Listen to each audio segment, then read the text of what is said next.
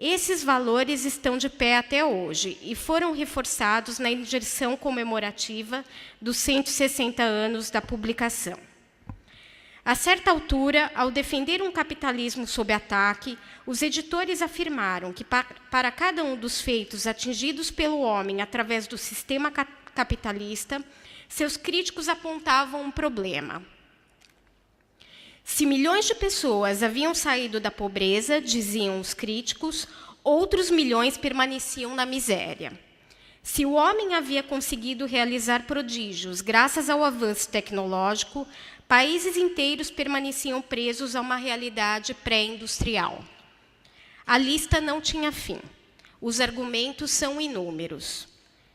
Mas, ao deixar de lado a ideologia, é impossível negar o quanto o mundo avançou quando ficou claro que as pessoas deveriam ter liberdade para empreender. O capitalismo tem inúmeros defeitos e limitações, e isso ficou dolorosamente claro nos últimos meses. Mas o saldo total é um mundo melhor. Acredito que o mesmo pensamento possa ser aplicado à livre imprensa. Seus críticos, e eles não são poucos, apenas têm vergonha de aparecer. Argumentam que temos poder demais nas mãos. Dizem que isso não é bom. Que cometemos erros todos os dias. Que damos crédito a fontes que muitas vezes não se identificam. Que somos manipulados por interesses específicos. Que fazemos parte das elites. Que não somos objetivos. São argumentos que, em alguns casos, estão embasados em fatos.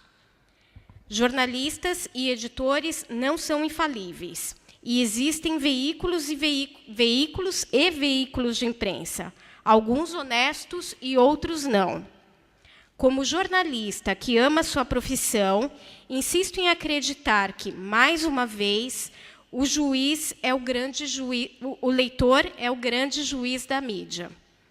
E o leitor compra, acima de tudo, credibilidade. Pode levar algum tempo, mas ele abandonará os veículos mentirosos, deliberadamente manipuláveis, corruptos ou simplesmente incompetentes. A mão invisível do leitor sempre funciona.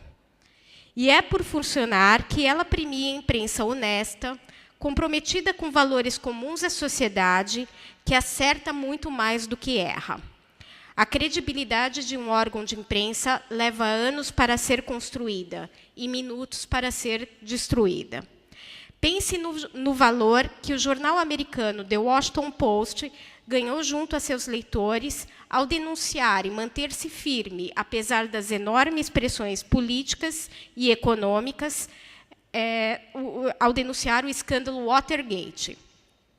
É sempre bom lembrar que a história contada por 2 jovens jornalistas na época estava baseada em depoimentos em off, de uma fonte que só assumiria publicamente sua identidade alguns anos atrás, pouco antes da sua morte. É bom também lembrar que esse episódio, assim como tantos outros ocorridos, inclusive na história recente do Brasil, mostra que a liberdade de expressão e informação não significa leviandade ou irresponsabilidade. O Watergate não se baseou apenas no depoimento de uma boa fonte. Ele foi apenas o ponto de partida para a apuração minuciosa dos fatos. É assim que deve ser feito. E, se assim não for, mesmo que leve algum tempo, o leitor saberá. É evidente que nem tudo o que é publicado agrada a todos na mesma dimensão e ao mesmo tempo. Mas a função da imprensa livre jamais foi essa.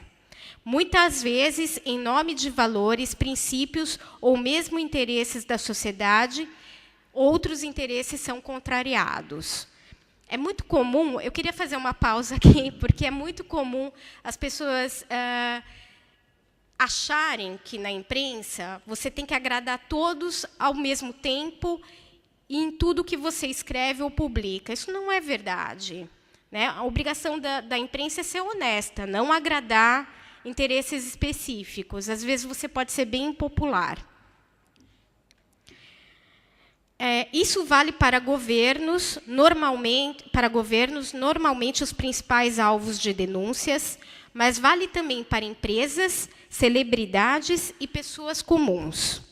A qualquer um deles, seguindo os mesmos princípios de apreço às liberdades individuais, deve ser dado o direito de expressar seus argumentos, mas isso jamais deve ser encarado como subserviência.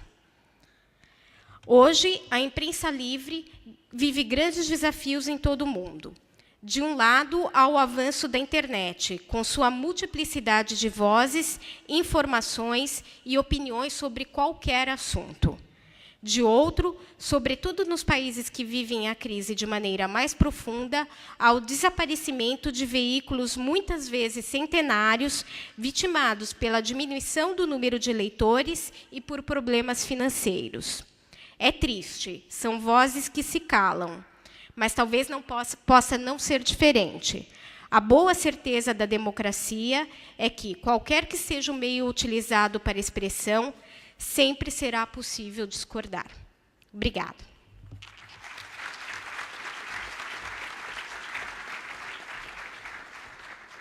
Muito obrigado, Cláudia.